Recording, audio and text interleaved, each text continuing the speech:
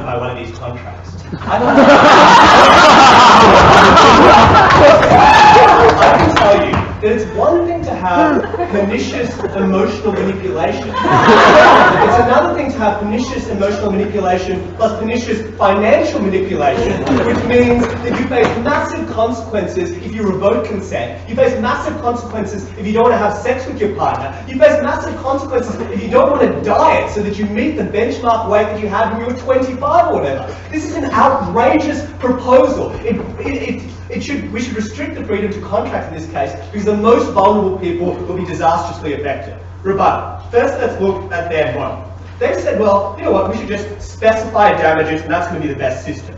The problem is, let's be very clear, who's actually going to enter into these contracts? We don't think it's everyone. It's people with lawyers, it's people with commercial acumen who make calls based on what they think is financially best and use those to disenfranchise their partner who doesn't have the same degree of bargaining power. We think what's disastrous is that the terms of this contract is going to be dictated by that partner. And what that means is that often people, because they love their partner, will agree to go along with these terms, but then down the track, when they face the massive punitive repercussions of the damages award, not be able to meet that. I'll be looking at that later.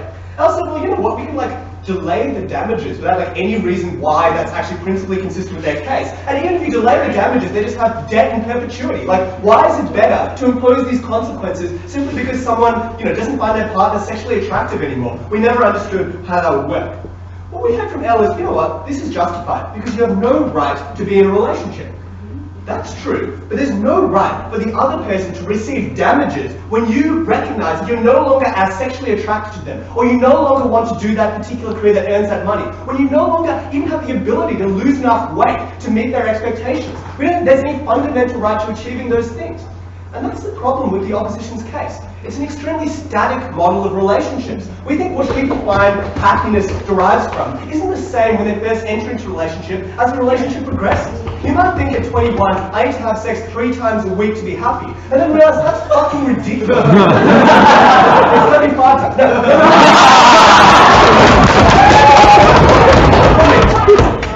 The point is, expectations change, and you bind people to these situations without the ability to renegotiate the contract. If the other person doesn't want to renegotiate the contract, you can't change the expectations at that point. You face a massive financial detriment if you try to break out. That's a problem. No. So now let's look at 2 points of argumentation. Firstly, why it's principally justified for governments to restrict freedom of contract in this way, and secondly, the disastrous outcomes that would occur. So why is it principally justified for governments to do this? It's uncontentious that there's no untrammeled freedom to contract. Contracts are set aside because they're unjust, because of duress, because of unconscionable dealing, because of undue influence. And the unifying principle that we get through all of this is that freedom to bargain is always restricted by governments when parties don't meaningfully consent. And that is this case. What we believe here is that there's an unacceptably high degree of coercion. I'll go into that in a minute. We let vulnerable people enter contracts and we know that they've received independent legal advice. Why would this be any different? Okay, let's be crystal clear here. When governments make policies against certain types of contracts, obviously there are exceptions. Obviously there are instances where there are 2 parties with the same degree of bargaining power that can make a voluntary choice. What governments need to do is look at the probabilities and look at the class of people that are perniciously affected by policy when determining whether as a class of contracts it should be allowed. We think even if you have some degree of independent legal advice, which is apparently now their model, we think the problem is the people who structure these contracts, the people who want these contracts, have the ability to make demands. And when you're putting the relationship on the basis of that demands, the other person may feel compelled on the basis of loving their partner or wanting to be in that relationship or deriving benefits from that to tick the box and sign the contract. But the problem is, when one party is controlling those expectations, you get a serious risk of coercion, ladies and gentlemen. We think it's terrible that the party with better legal advisors gets a greater amount of say in what the ultimate contracting terms are in that particular situation. Before the contract, that's disastrous. Let's look though at during the contract what happens. We think the problem is, even if you consented fully and awarely to this practice before entering the contract, what happens when you're actually in the contract, ladies and gentlemen? Let's just say that you don't work. You can't afford the damages award. What do you do, ladies and gentlemen? How do you then, at that point, vitiate the contract if you can't afford the damages, ladies and gentlemen? They said, well, we can account for all these circumstances. But when firstly, you can't. It's very hard to know every single thing that might change the ability of someone to deliver on this particular contracting promise. But secondly, ladies and gentlemen, there's always circumstances outside people's control. So if you have, say, postnatal depression, it might be a hell of a lot harder for you to meet the weight benchmark being imposed by the opposition. If you lost your job or you fucking hate your job, it's much harder for you to get the kind of salary you need to satisfy that. So your quality of life is undermined by being bound by a contract that no longer reflects what you want. We think that's the same reason there's such a strong movement against prenuptial agreements. They're seen as structurally problematic arrangements that empower certain parties and undermine the ability for those people to consent. No, thank you.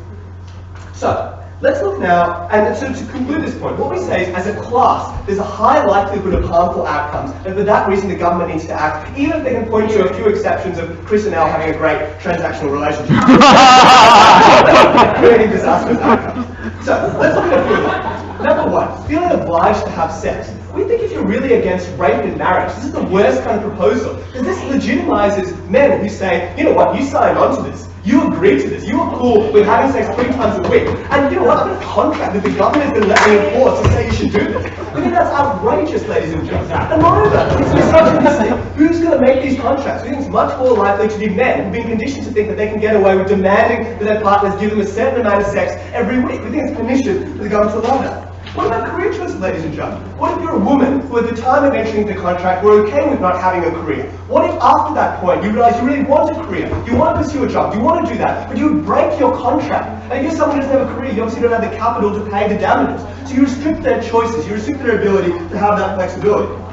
This is particularly bad because women have the burden of childbearing and have less options through that. Unhealthy dieting, I've already said. We said if you have to comply with that, you might take risky and terrible practices for yourself to meet the weight benchmarks that the opposition wanted. What about having kids? If you made an agreement about how many kids, then will you be able to go through an abortion when you feel like mentally you're not in a position where you can actually be a parent? How would you actually be able to navigate that when the financial risk is so high? Moreover, it's much harder to leave the relationship, ladies and gentlemen. We think we should limit the barriers to exit. If one party is being systematically problematic, ladies and gentlemen, that's a problem. If someone breaches this contract, ladies and gentlemen, you have a financial imposition, which means that people can't exercise their choice validly. We think that's pernicious. We're happy to oppose.